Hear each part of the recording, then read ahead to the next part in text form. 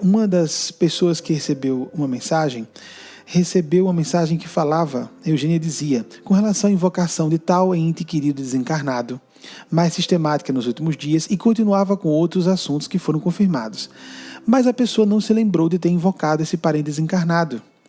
Imediatamente, a pessoa já até disse, lembrei-me muito desses problemas domésticos, etc. Muito bem. Então, o que aconteceu? Só para dar uma ideia, é de uma viúva e os seus filhos ou filhas, não importando o sexo dos filhos. Então, essa experiência vale para todos. A gente está trazendo aqui a público, não é como trazendo uma repreensão para a pessoa, não.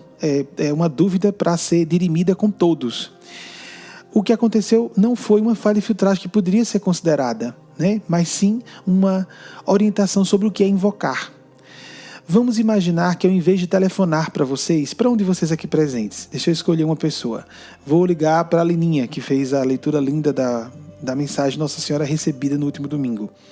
Em vez de eu ligar para a Aline e começar a dizer, Alininha, boa noite ou boa tarde, em vez de dizer alguma coisa do gênero, de cumprimentar a pessoa, vocês imaginem que a Aline atendesse a ligação e ouvisse algo como, mas a Aline é demais, como é que ela faz um negócio desse comigo, etc. Ela começasse a ouvir minha voz falando dela, tendo telefonado para o número dela, ela atendendo e ouvindo isso. É exatamente isso que acontece quando nós lembramos insistentemente de alguém, a pessoa desencarnada. A pessoa recebe a mensagem, só que recebe dessa forma. Vocês compreenderam? O que existe no mundo espiritual é pensamento. Eu não tenho o menor pudor, vocês já me viram corrigindo mensagens publicamente. Não é? Nesse caso, eu achei curioso, porque surgiu essa oportunidade de elucidar esse tema. Eugênia queria dizer, você está invocando, você tem consciência disso? Então, a pessoa estava tão criteriosa que ela dizia, eu estava me reprimindo muito, vinha a lembrança, eu não posso me lembrar. Ou seja, naturalmente tem as mágoas, não é? Imagine cônjuges, não é? Que tiveram filhos juntos, ou filhas. Então é natural que a pessoa tenha as suas mágoas, as questões não resolvidas. Então o que eu sugeri a essa pessoa, e sugiro a todos vocês, lembrando-se de alguém desencarnado, ou encarnado, porque o encarnado recebe também, mas só que sem perceber, porque o desencarnado percebe muito mais claramente, porque está fora do corpo, lógico, e é mais sensível à vibração do pensamento. Imediatamente adicionemos outro pensamento. Desculpe fulano ou fulana, me perdoe lembrar de você, eu quero que você fique bem onde você estiver. Foi sem querer, acabei lembrando de novo, afinal de contas são os filhos, né? Ou então aquele problema que passou, fique com Deus, seja feliz, seja feliz, seja feliz. Até para o encarnado, porque existem, como o Chico Xavier e André Luiz alertaram, sistemas de comunicação mental à distância, ou próximos, apenas telepáticos, entre pessoas que vivem numa mesma casa, mas não falam o que estão pensando. Existem processos obsessivos gravíssimos entre encarnados. Então, lembrando mais uma vez, é uma maravilha que Eugênia, suspendendo esse tempo, que tem outro magnífico que ela quer que traga a lume. É a oportunidade extremamente misericordiosa que Eugênia está trazendo para a gente, de comunicar, mesmo que fique assim nesse ritmo, 50 pessoas por semana, ela estabeleceu um ritmo de aproximadamente 50 pessoas por semana, extraídas das terças ou das quintas. Eu não sei o certo como será. Eu sei que continuarei recebendo mensagens até a próxima terça-feira, daquela terça-feira primordial. Primordial quero dizer, desde que a segunda vez que ela pediu que eu recebesse o máximo número possível de pessoas. Agora que eu entendi o que ela quis dizer, não é? Esses seres são para serem interpretados, né, amigos? Eu também tenho dificuldades em interpretar a Eugênia. Ela sempre está certa. Eles sempre estão certos, porque são em outro nível de consciência. Para o nosso nível, eles sempre estão certos. Agora, como nós interpretamos, isso sim pode ser um equívoco. Mas todos aqui no Salto Quântico já estão acostumados com isso, né, amados? A maior parte são amados mesmo. Se não são amados no sentido de gostar, é o que nós vamos falar agora. O tema que surgiu, a pedido de Eugênia, para nós traduzirmos. Vejam que tema fabuloso. Se não sair do jeito que eu quero, eu gostaria de receber para cada um, e ela quer falar com cada um de vocês. Achei curioso que uma de vocês, que recebeu mensagem no domingo, veio me falar que teve um sonho. Eu nem sei se ela está presente, mas não tem importância. Ela vai gostar muito de ouvir estando presente, ou caso essas reuniões dificilmente serão publicadas, né, por motivos óbvios. A gente fica falando muitas coisas íntimas aqui.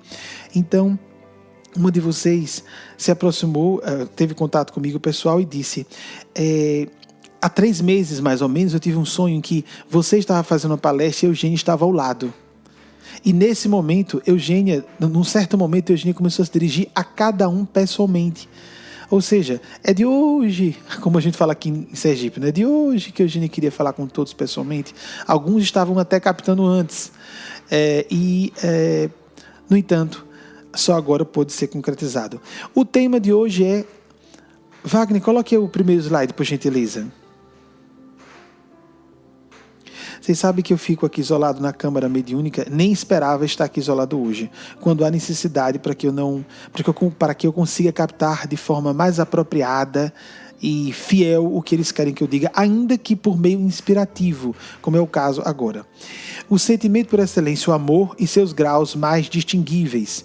Nós vamos ver 9 tipos de amor, para tornar didático o assunto. Wagner, por favor, os 9 tipos de amor. Ou graus de amor. Amor, empatia, simpatia, antipatia, indiferença, desamor, mágoa, rancor e ódio. Vejam que interessante, só um sentimento, mas embora seja o sentimento por excelência. Há essa gradação. Azul, obviamente, está dando a ideia de que são construtivos positivos, os vermelhos são altamente destrutivos, e o do meio. É muito comum nós dizermos que o contrário do amor não é o ódio, é a indiferença. Conversa fiada quem não entende o assunto. Eu mesmo já disse algumas vezes isso, não é? Lá no passado, não é não. Indiferença é neutralidade total. E o ódio é sim o contrário do amor. A indiferença é ausência de amor, é vazio.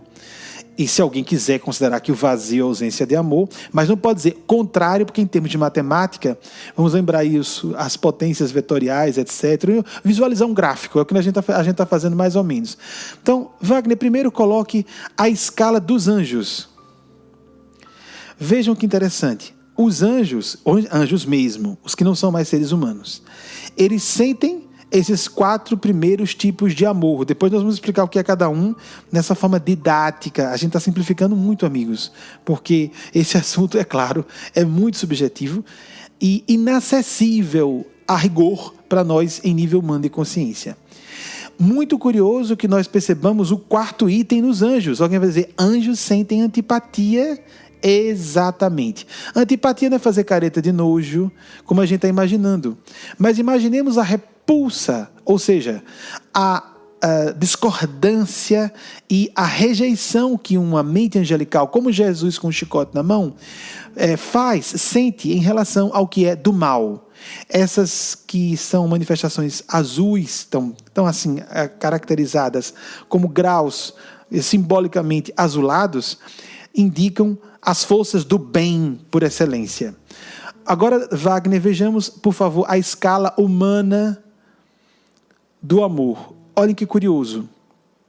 Não só vai para todos os graus do amor, mas observem, fica pontilhada a linha no campo do amor, propriamente no primeiro nível, e fica pontilhada no último nível, abaixo, ódio. Significa dizer, um ser humano não consegue amar completamente, nem odiar totalmente. Por fim, agora a escala diabólica dos seres que, em tese, teriam mergulhado completamente no mal, escala diabólica. A gente pode dizer, ninguém pode ser totalmente do mal, ou ninguém pode ser totalmente do bem. Bem, estão seres humanos? Não. Mas no plano extrafísico de existência, em termos empíricos, como a pessoa se comporta, em termos práticos, isso existe. Existem gênios do mal. Recentemente eu vi uma frase bem curiosa. O problema de quem escolhe o caminho do mal é que sempre tem alguém mais perverso do que essa pessoa que vai prejudicá-la. A gente entra numa rede de vibrações ou de pactos com o mal, com encarnados e desencarnados, e a gente pensando que leva vantagem, vai sofrer uma desvantagem maior ainda. A gente vê isso, eu não estou dizendo que nós aqui, eu sei que ninguém aqui conscientemente vai escolher o mal, mas eu quero dizer, naqueles momentos do passado que a gente faz uma retrospectiva e diz, não é que eu estava escolhendo o caminho do mal sem perceber? Da indiferença com alguém, quando eu devia estar, pelo menos mostrando minha antipatia transparente para uma pessoa muito amada, por exemplo. Para entender essa escala que nós vamos voltar a elas, 3, essas escalas do amor e os 9 tipos do amor, vamos ver o que a Eugênia falou sobre cada um deles. Wagner, próximo slide, por gentileza. O que seria o amor mesmo? Misterioso em todos os sentidos, ele é um mistério espiritual. Pode ser entendido como mistério reencarnatório, místico, precognitivo, divino. Ou seja, é algo daquele amor que a gente diz, meu Deus do céu, eu não tenho afinidade nenhuma por essa pessoa. Wagner, você coloca logo os dois seguintes para que nós compreendamos melhor o amor, empatia. Vejam como é parecido com o de cima, misericórdia, piedade e compaixão, que não é exatamente um amor ainda. Ou afinidade, simpatia, que é gostar. Quando nós temos, vejam só que interessante, é no terceiro nível que a gente tem sintonia. Pensamos, estamos num padrão de onda mental semelhante com alguém. E esse ser pode ser um anjo ou um pré-anjo, etc. Quando estamos no nosso melhor, entramos por esse diapasão mental com seres em faixa de consciência relacionadas àquele padrão de vibração. Isso está no campo da simpatia, isso não é amor. Nós, como seres humanos, confundimos muito isso aí. Ninguém vai saber ao certo. A gente só tem condições de avaliar que estava num nível inferior do amor pleno quando a gente passa para o nível seguinte. Em última análise, o que é que eu estou dizendo então? Nenhum de nós, encarnados ou desencarnados, seres humanos, sabemos o que é o amor puro. Amor puro é coisa de anjo. Por isso que essa linha é pontilhada para nós seres humanos. Mas nós podemos sentir empatia, que é um nível superior de amor. A empatia começa, interessante que a empatia é uma das características, apesar de estar tão próximo do amor pleno lá em cima, a empatia, segundo estudiosos da parte neurofisiológica do cérebro e do comportamento humano no sentido mais da psicologia evolucionista, por exemplo, que é extremamente voltada para dados e registros externos, ou seja, da conduta do ser humano de fato, quase uma coisa lembrando o behaviorismo, mas é um pouco mais complexo porque faz referência às correspondências neurais daquela conduta. Muito bem. Os neurônios espelho são o que mais nos distingue dos elementos ou das características ou atribuições neurofisiológicas que mais nos caracterizam como seres humanos. Por nós termos muito neurônios espelho, os bebês, por exemplo, a base da imitação, a criança absorve tudo, mas a criança não só imita o que vê, ouve. A criança reproduz, ela espelha para dentro os padrões de pensamento e sentimento do lar. Olhem só a responsabilidade gravíssima de pais e mães ao estarem gestando e depois, porque é do pai também, não é só a mãe, né? A mãe não é hermafrodita, não é a responsabilidade, nós sabemos, espiritual, é de ambos. Isso, juridicamente, socialmente, culturalmente já é aceitável, já é obrigatório que o pai tenha as mesmas responsabilidades da mãe. Imaginemos em nível espiritual como de fato isso é uma realidade. Nós vamos dar contas, quer nós julguemos que não, como homens pais, ou sim. Então, eu sei que todos que me ouvem aqui têm essa compreensão, né? Aliás, tem até a tristeza de não terem mais acesso, por limitações até biológicas, à intimidade espiritual do filho ou da filha, como a experiência da gravidez, da amamentação, que tem correspondentes psicológicos e espirituais muito importantes. Então, os neurônios espelho nos fazem introjetar estados de espírito, estados emocionais, padrões mentais, as formas de pensamento ou essas vibrações mentais dos encarnados. As crianças funcionam como espécies de fio-terra do ambiente doméstico. O que acontece com alguns animaizinhos de estimação também. É lamentável que bebês estejam nessa mesma circunstância, mas estão. Porque o bebezinho, como nós sabemos, seres humanos, nós somos basicamente bichinhos quando nascemos, completamente dependentes. Nós estamos, inclusive, fazendo uma recapitulação do nosso passado filogenético, quando nós fomos mamíferos. Antes disso, observe, isso é fala de André Luiz Chico Xavier, agora eu estou citando André Luiz Chico Xavier. Quando nós surgimos no útero de nossas mães, em termos biológicos, quando ressurgimos para essa existência física, nós começamos lá como uma célula, como um ser unicelular, a célula ovo-zigoto. Depois nós recapitulamos aquele passado primordial, quando nós fomos aquele ser pluricelular, mas ameboide, alguma coisa assim, perdoem se estiver usando algum termo equivocado, para que observem que, eu sei que todos já viram ilustrações desse gênero, há um instante no estudo da embriogênese e dos processos embriológicos, há um instante na gestação em que o feto de um equino, de um caprino, de um bovino, de um ser humano, de um anfíbio, um sapo, imaginem. Esse feto se assemelha de modo assustador para uma pessoa que imagine que nós, seres humanos, estamos muito distantes dos animais. Mas, de fato, o que acontece? Naquele instante em que nós começamos com peixes dentro do líquido amniótico de nossas mães biológicas, que estamos mergulhados com peixes ali dentro, porque a vida surgiu na terra, no mar. Depois, começamos com tudo, até com rabinho, como se fôssemos um peixe. Recapitulamos o período anfíbio. Passamos, então, a preparar o nosso organismo para sair já na condição de embriões do útero de nossas mães. Nós saímos como entre anfíbios, que, por exemplo, a criança chora quando nasce. Eu já estou entrando em detalhes que já não sei se estão na obra de André Luiz. Não importa que eu sei que é da espiritualidade superior, que nesse momento misericordiosamente me auxilia a falar com vocês, porque são eles e não eu a assinar essa mensagem falada, né? Então, quando nós saímos, o grito da criança, acho que todos vão se recordar facilmente, ser de domínio comum, mas só para a gente fazer agora o cotejo com esse paradigma que nós estamos apresentando da recapitulação filogenética. A criança chora porque entrou ar nos pulmões pela primeira vez. É o caso do anfíbio, que sai da água e volta para a água porque ele não é completamente da água, nem completamente um ser terrestre, de fora d'água. Ele não é um ser marinho, nem propriamente um ser da terra. É um ser em transição. Depois, quando nós saímos do ventre de nossas mães, nós ficamos, depois de alguns meses, tentando engatinhar sem conseguir.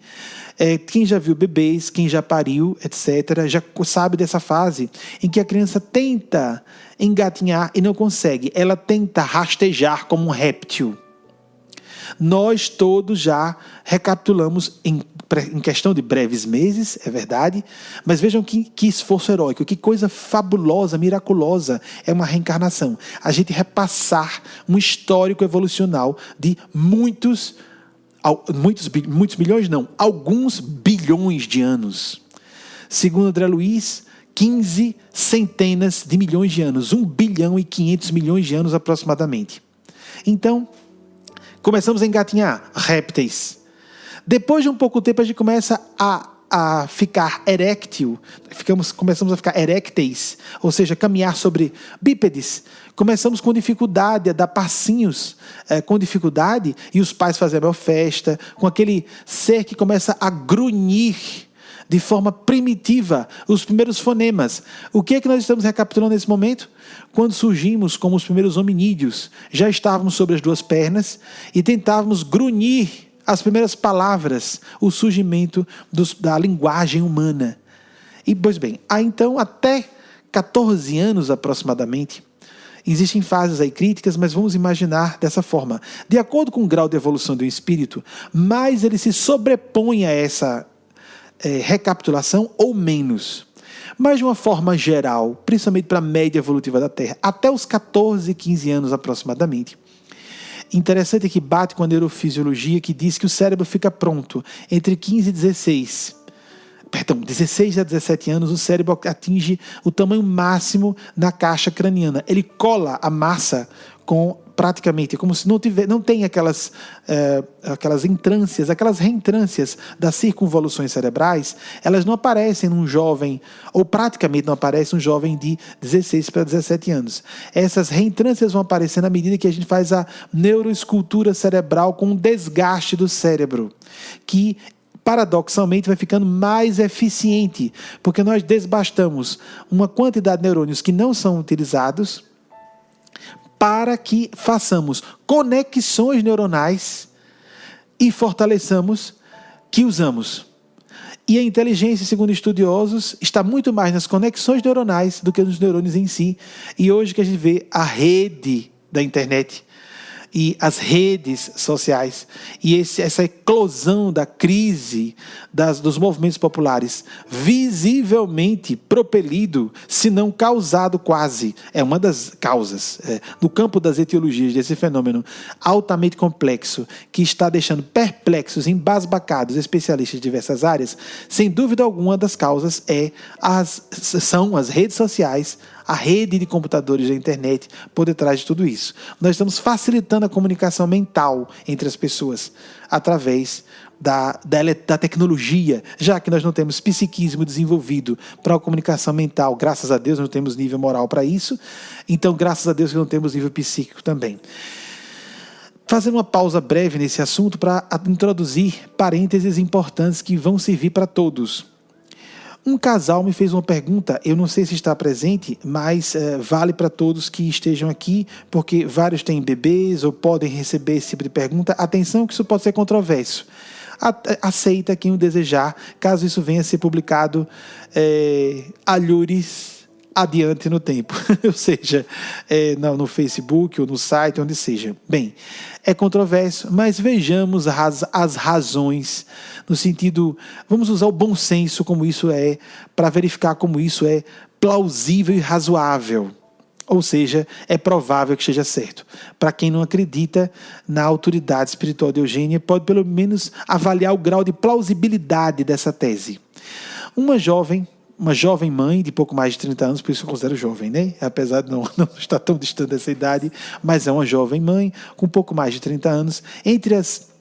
Nós temos umas 5 mães ou 6, se eu não estiver enganado, que estão com bebês com 5 anos ou menos.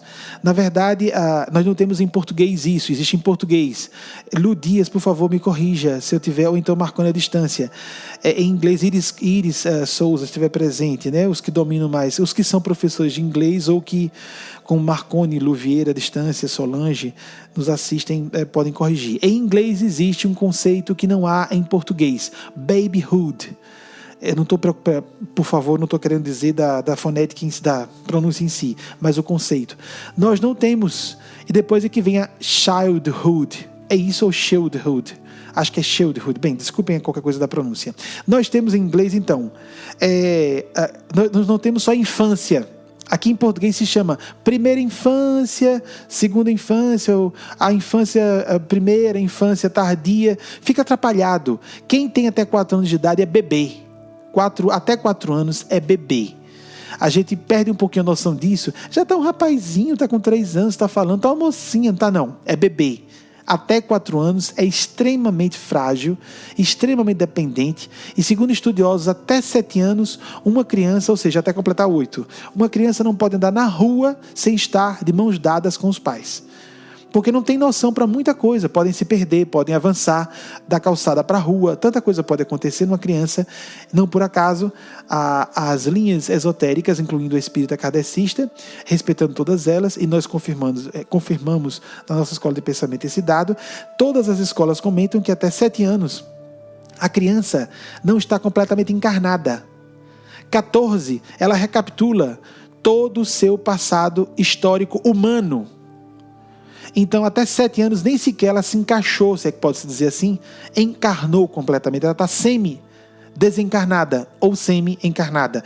É por isso que as crianças até 7 anos, e quanto mais novas, mais claro é esse fenômeno, percebem o mundo espiritual como se fossem médias ostensivas. E quando vão ficando mais velhas, muitas deixam de ser médias ostensivas. É como se até 7 anos, ou principalmente até terminar a babyhood, como se diria em português, a infância, bebilância. Eu fiquei uma legião, né? Você tem alguma, só para relaxar, você tem alguma proposta de neologismo para o português, como nós chamaríamos, porque bebezice vai parecer que é uma doença, não é? A gente diz criancice, né? Um adulto com comportamento infantil. Não dá para botar bebezice, né? Então o que seria, Delano? Você quer arriscar? Não. Pronto, então vamos deixar no inglês. Lu Dias, por favor, no microfone, qual a pronúncia correta da bebezice ou bebelância ou qualquer coisa do gênero em inglês? É isso mesmo, você falou, babyhood. Babyhood. Não, desculpe, não era isso que eu queria dizer. Eu troquei. A infância. É aberto ou fechado? O I. Aberto, Childhood, pronto. Então, babyhood, que é mais claro, né? Até 4 anos, e é onde vamos comentar aqui com vocês. A mãe da casa de 30 anos veio nos falar assim, mas é porque tem vários assuntos em aberto, Cristo Redentor, peraí, relaxar para eles orientarem. Tem 2 pela metade. Primeiro, o anterior. Não é por acaso que entre 14, 15 anos, 16, o cérebro termina muito bem. Nós terminamos a recapitulação do nosso passado humano. Tudo é muito veloz em desenvolvimentos psicológicos. Nós vamos voltar ao bebê já. Em desenvolvimento psicológico, cada ano uma diferença estupenda. Todos nós vamos facilmente, em retrospectiva, nos recordar disso, não é? Como nós mudávamos muito. De 12 para 13, 13 para 14, de 10 para 11, 11 para 12. Muito bem. Quando chegamos a 14, 15, parece que nós entramos na câmera lenta da evolução da condição adulta. Porque agora, naquele instante, 14, 15, ou de 15 para 17, nós chegamos ao ponto evolutivo em que estamos, como espíritos. Agora vejam bem, isso também é controverso um aspecto. De uma forma geral, somos nós inteiros ali. Mas nós não aparatamos o cérebro, quanto mais evoluído o espírito for. Olha que paradoxo curioso. Tanto ele se sobrepõe à limitação do cérebro jovem, como ele vai demandar muito mais tempo para preparar seu cérebro. Não por outra razão, Jesus e todos os Cristos no passado, como aconteceu com Siddhartha Gautama Buda, só iniciaram suas atividades públicas com mais de 35 anos. Olhem que interessante, a descoberta recente das neurociências. Apenas entre 36 e 38 anos, o cérebro termina de se formar.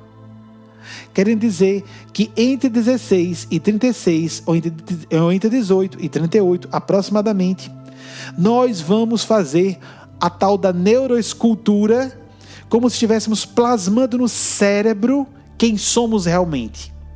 Nós levamos 2 décadas preparando nosso cérebro para as funções mais sérias do espírito.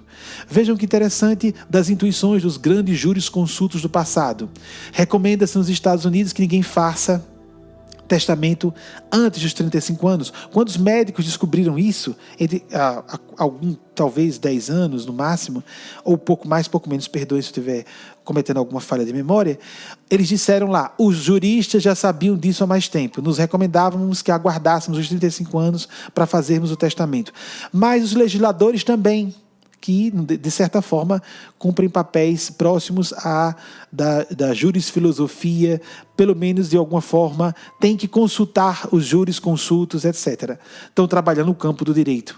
Em outras palavras, ainda que não sejam aparatados, é por isso que é um absurdo políticos não terem formação política, não é? Deveriam serem submetidos a uma universidade, uma escola superior, ou seja, uma faculdade, ou uma pós-graduação em política, em assuntos sociais, em assuntos psicológicos, tantos assuntos que um político deveria conhecer a fundo, e não qualquer pessoa apenas que seja alfabetizada. Isso é um absurdo, não é, amigos? Isso é achar que política é qualquer coisa, e é uma das funções mais sérias. E a crise dos movimentos de manifestação popular tem exatamente a ver com isso também. São pessoas despreparadas em termos intelectuais e despreparadas principalmente em termos morais, de forma geral. Nós estamos de uma forma média, não estamos generalizando, né? Para cumprir essa função. Se houvesse, por exemplo, como acontece no Ministério Público ou na magistratura, que as pessoas, depois de passarem num concurso, ainda são avaliadas moralmente, a vida da pessoa é vasculhada, eles vasculham a vida inteira para saber se a pessoa tem status moral ou não para assumir aquela função. Não seria uma beleza se para candidatos a cargos públicos, eu digo por meio eleitoral, antes disso houvesse esse tipo de seleção? Vai existir, isso é uma questão de tempo, porque é necessário, não é? Mesmo assim, nós sabemos que há problemas no Ministério Público e na magistratura. Imaginemos se não houvesse. Ou seja, é o ser humano. Porque há tanto problema na política, porque a triagem é ruim. Vai quem quer, vai quem tem tesão de poder, vai quem pode pagar a máquina eleitoral, vai quem faz os conchavos de cúpula de melhor qualidade. Qualidade no sentido de eficiência, para se para se impor e submeter o sistema ao talento de sua vontade e do seu grupo. Nós temos que corrigir isso no mundo inteiro, não só no Brasil. Esse é um problema internacional. É um problema da nossa civilização no grau de desenvolvimento e da democracia no grau de desenvolvimento em que ela se manifesta em sociedades no mundo inteiro. Retornando, então, observemos que a partir daí...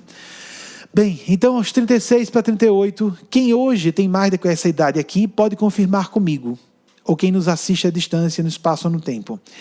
Como nós somos mais nós mesmos aos 40, que não éramos aos 30 anos. Como nós temos mais noção, eu sou isso, ou eu não sou isso. Sou, vocês entendem o que eu quero dizer, não é? Não é um sou profundo filosófico, é um sou mais empírico.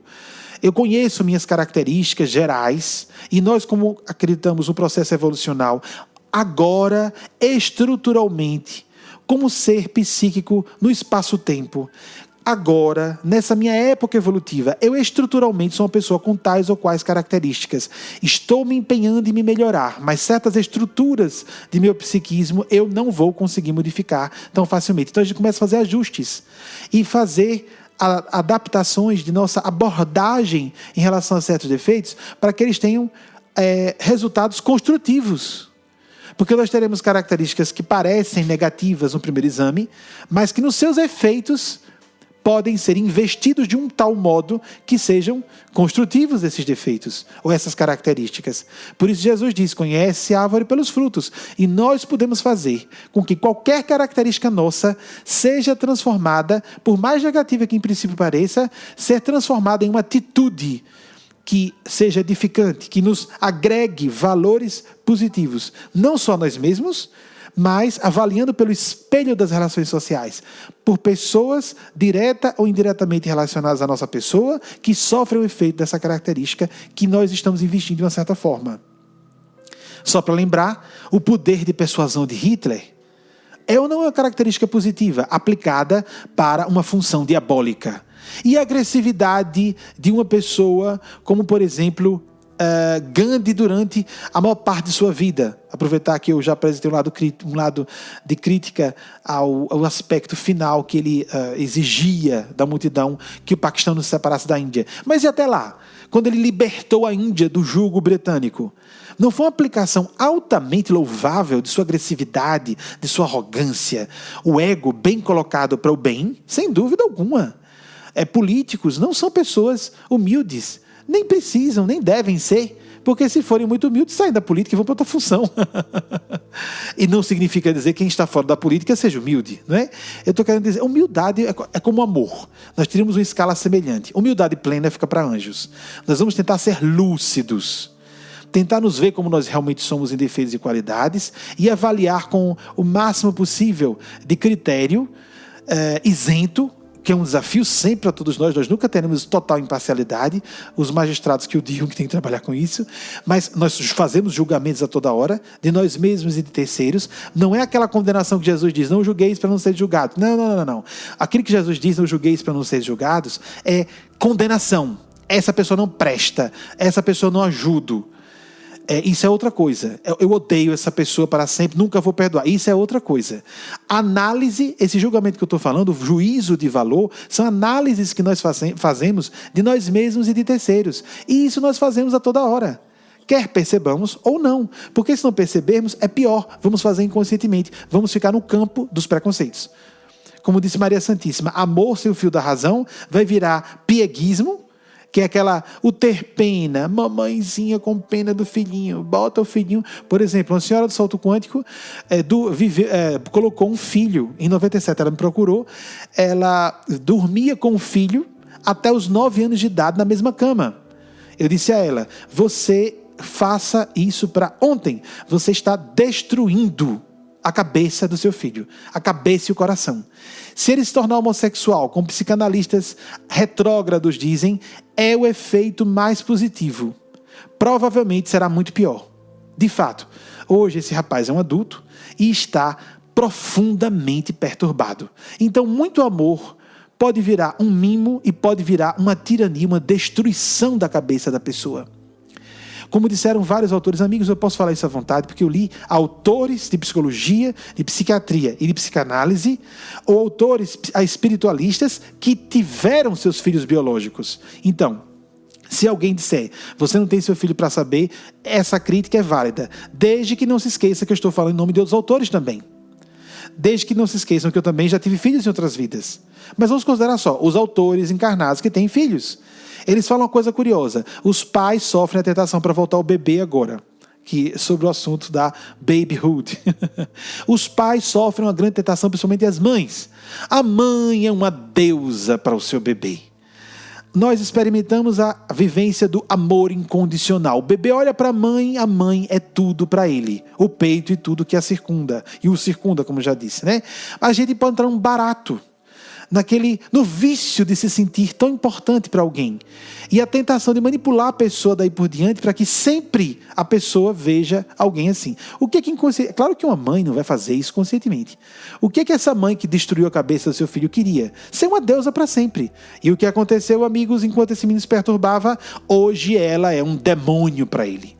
Ela é a culpada de tudo, é um monstro na vida dele. Até agredir fisicamente, esse rapaz agride a mãe. E todos. Ele virou um monstro vendo quem quer um monstro, principalmente a mãe. A mãe que quer ser a deusa, não é?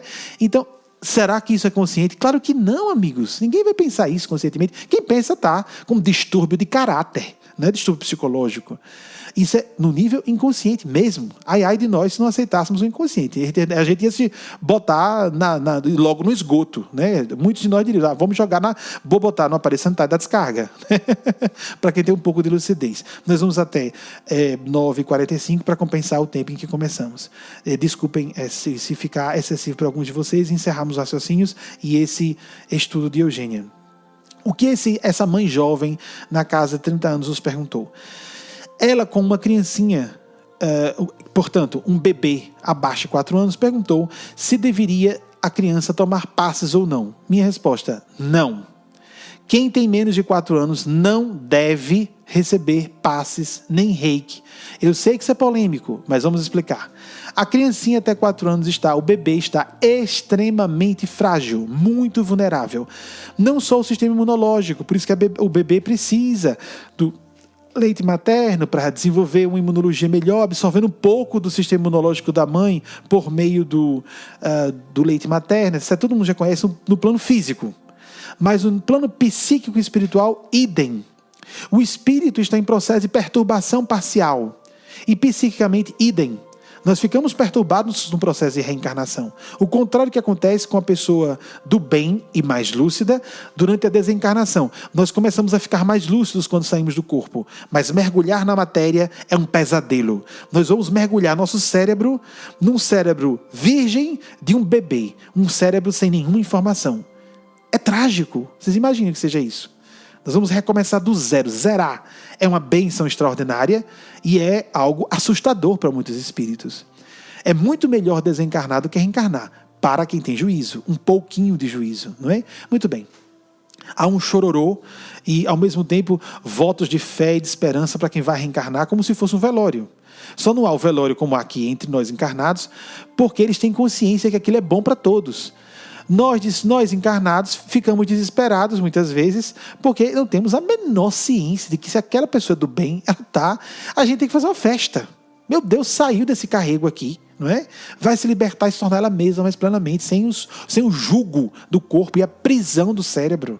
É algo realmente do cérebro físico, porque tem um perispiritico. Essa mãe perguntou, por quê? Por que a proteção para o caso de mãe e pai? Pais não obsidiados, não perturbados, pessoas de caráter, pessoas do bem, pessoas com disciplinas espirituais básicas, como oração diária, com prática do culto ao evangelho. Essas pessoas são a proteção do bebê. Nenhum passista vai oferecer uma ajuda melhor do que a da mãe. Muito pelo contrário, porque o passista tem seus problemas humanos normais. E naquele momento, ele pode passar energia negativa para o bebê. Uma energia negativa que para um adulto ou uma criancinha maior não passa batida, digamos assim, não vai criar um dano maior. Mas para um bebê é perigoso. O bebê já está dentro de um campo mental protetor da mãe e do pai também, quando o pai é bem alinhado com a espiritualidade. Então o que eu sugiro, eu sei que muitos já deram passes em bebês, mas em bebês que a mãe é perturbada, semilouca não é mentalmente não, moralmente principalmente, nos sentimentos, no comportamento, e o pai também, a criança no meio do caos, alguém vai lá e dá chega, vamos socorrer o bebê, né? A não ser em casos extremos, em que o espírito do bebê é alguém tão perturbado, que mesmo com a proteção dos pais, está sofrendo uma obsessão grave. Cabe o passe, cabe o reiki, nessas circunstâncias também. Então era essa informação nova que nós trouxemos para vocês. Bem, Wagner, voltando do ponto onde estávamos.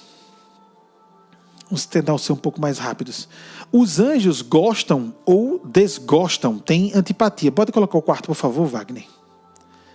Não só, eu gosto de todo mundo. Quem diz isso ou está mentindo para ser agradável, é uma pessoa falsa, ou se ela não for falsa, ela está sofrendo um problema de desonestidade psicológica. Ela não está enxergando que não gosta de muita gente.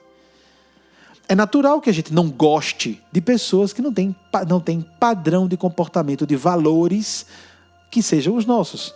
E esse não gostar tem vários níveis, não é? Aquele não gostar que a gente tolera, meu Deus, aquela criatura de novo. Oi, querida, como tá, amor?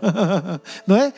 A gente tolera, mas tem situações que ficam intoleráveis.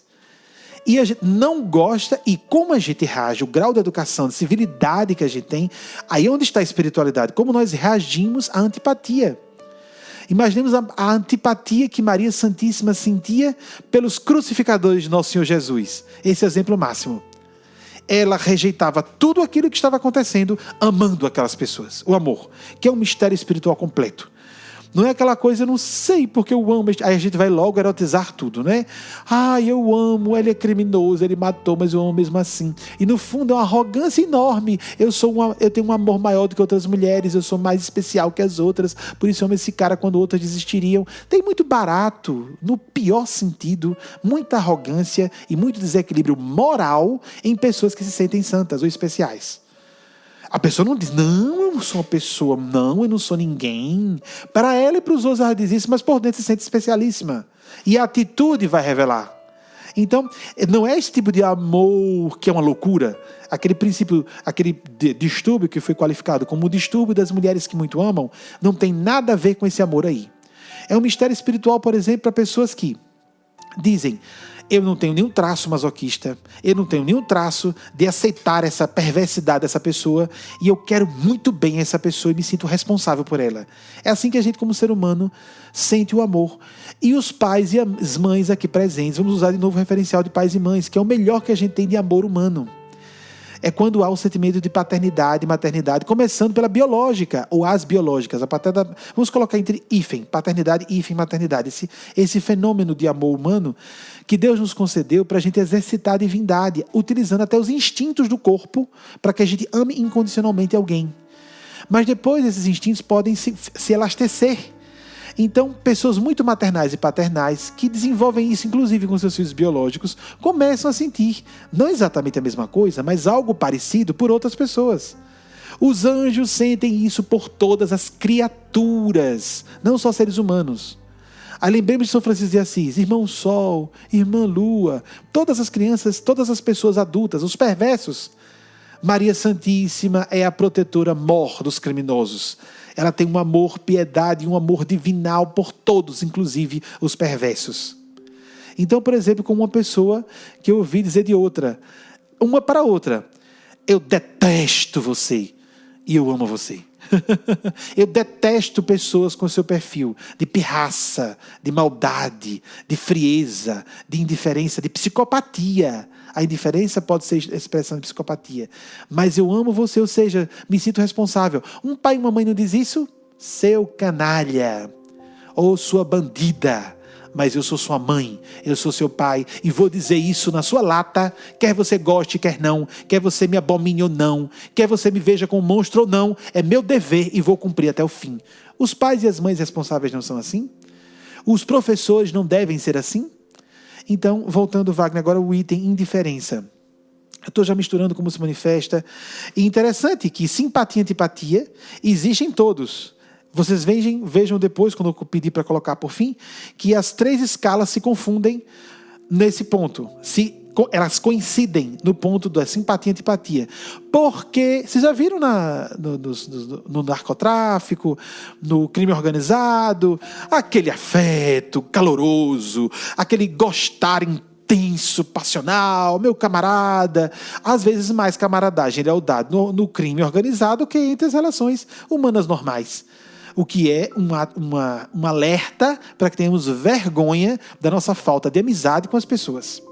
Porque se nós já somos do bem, é aquela questão. No plano físico da Terra, as pessoas do bem são pacatas. E as pessoas do mal são intensas. Por isso Jesus, no Apocalipse, pelo psicógrafo João Evangelista e seus assessores, provavelmente os seus discípulos, disse: sede quentes ou frios, eu vomito os mornos. E, meu Deus, quando é que nós vamos nos colocar plenamente entre frios ou quentes? Frios sabemos que não somos criminosos por excelência, mas também não somos anjos quentes. É por isso que Jesus preferia o convívio de pessoas pervertidas ou criminosas a pessoas que se sentem especiais, puras, bondosas ou santas, ou religiosas demais, espirituais demais. Por que Jesus preferia? Por isso. Voltando, Wagner, a indiferença, o que seria? A ausência de sentimento.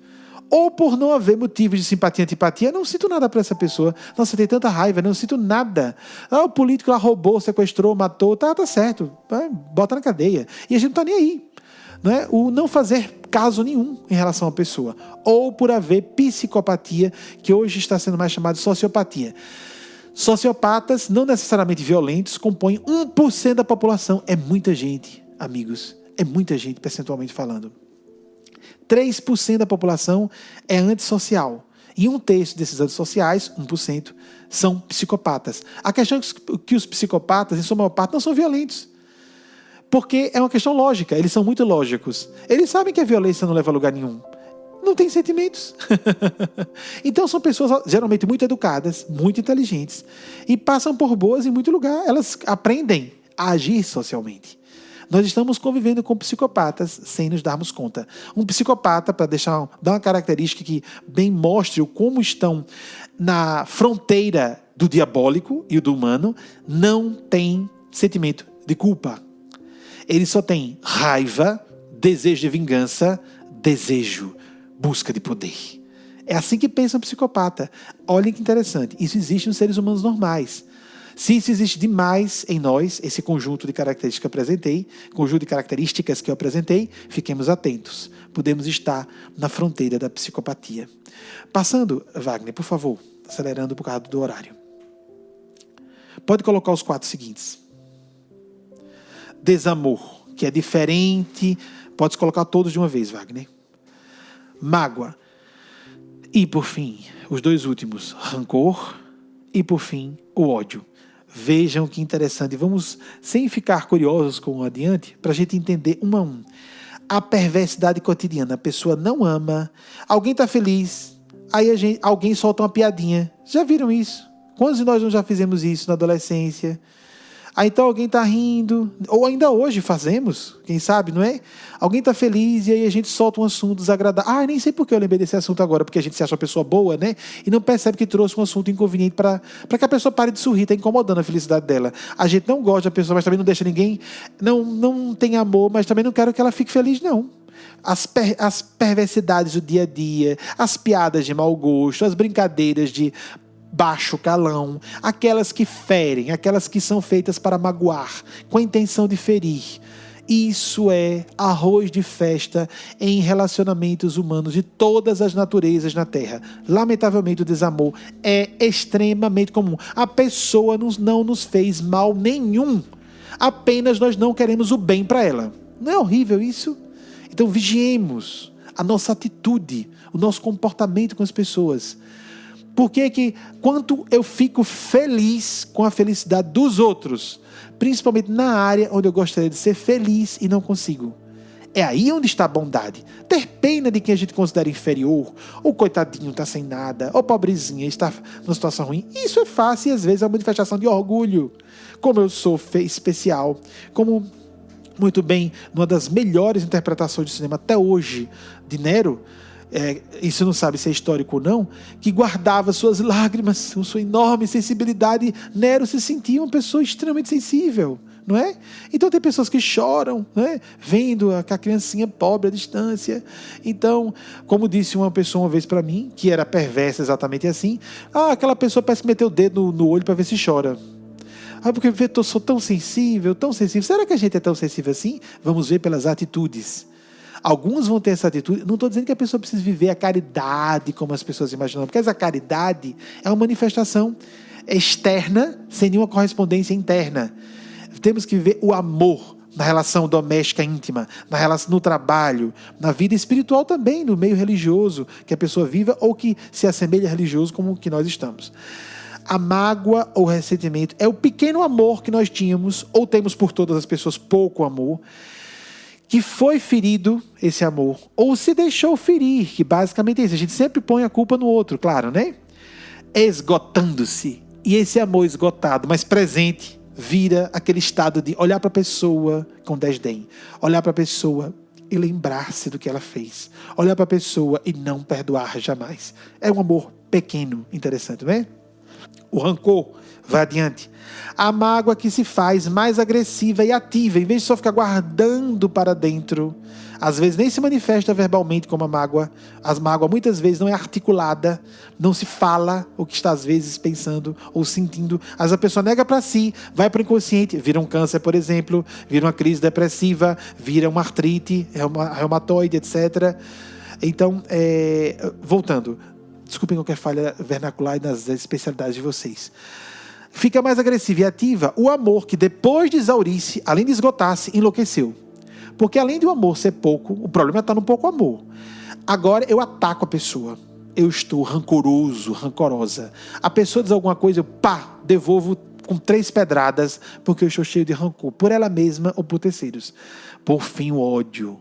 O amor invertido, ou melhor palavra, pervertido, que potencializa a agressividade para o campo da violência. Veja que a gente destacou. Primeiro contra si mesmo, si mesma, e depois contra terceiros. Porque a pessoa afunda no campo da hediondez, do mal, do diabólico, do demoníaco. Vamos então colocar as escalas completas, Wagner? Reinicie, por gentileza, os 9 itens, as 9 escalas, 9 graus, os 9 graus do amor e as escalas do anjo, do ser humano e do animal. Pode colocar tudo e as escalas também, só para a gente voltar a visualizar isso aí. Escala dos anjos, a escala humana e, por fim, a escala diabólica. Que estejamos distantes disso. Vejam que ela escolheu a palavra diabólica por vir do latim diabolos, significando a ideia de separação de Deus, do bem, que é a nossa essência. Os seres mais diabólicos têm lá na latência do seu inconsciente um anjo dormente, bem adormecido, anestesiado completamente, não é? Está em coma, mas ele vai ressurgir um dia. Então que nós nos afastemos o máximo possível do que seja o vermelho, para caminharmos para o azul com realismo, para que a gente não solape, lançando para debaixo do tapete do inconsciente o que nós devemos trabalhar conscientemente para, de fato, educar nossas almas e não castrá-las, mutilá-las, porque se a gente mutila parte do psiquismo, o psiquismo é vivo, aquele fragmento mutilado volta degenerado do fosso fundo do inconsciente e nos toma. Aí vem o acesso da possessão pela sombra, dando também espaço à possessão ou obsessão, influência de seres tenebrosos da dimensão extrafísica de vida que entram em sintonia conosco por conta desse processo psicológico de possessão pela sombra ou as forças do mal dentro de nós mesmos.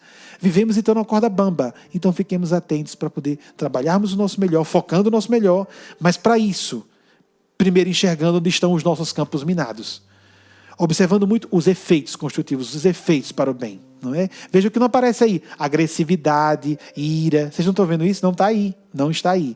Desejo sexual desmedido. Vejam que não está aí.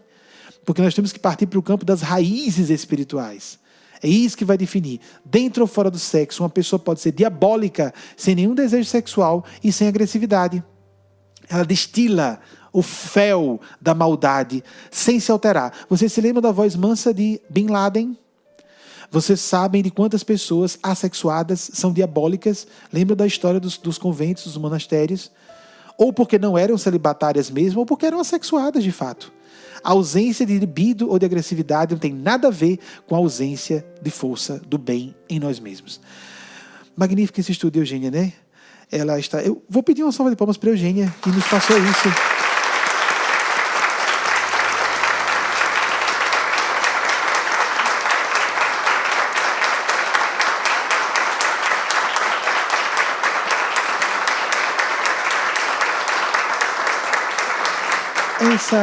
Isso que parece um pouco formal, né?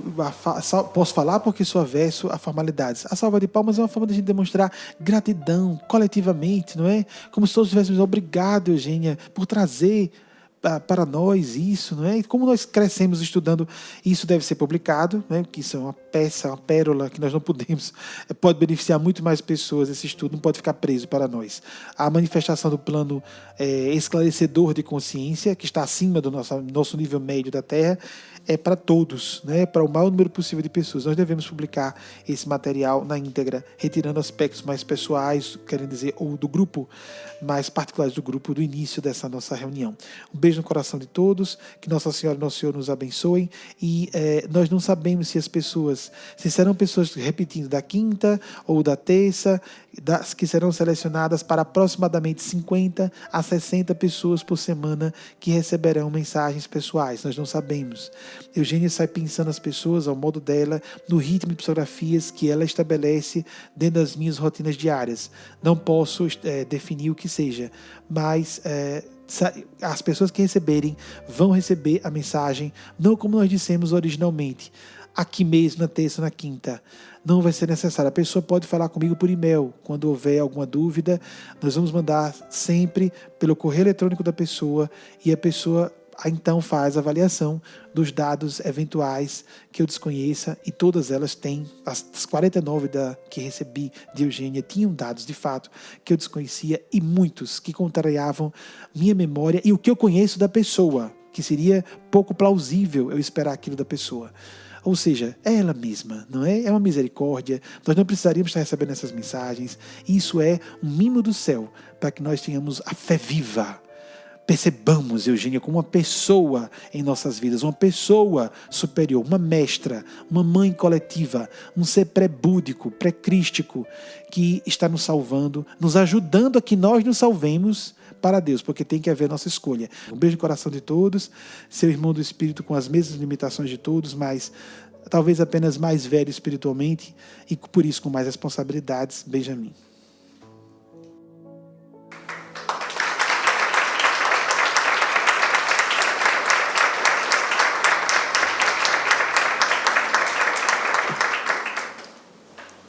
Obrigado e uma boa noite para todos.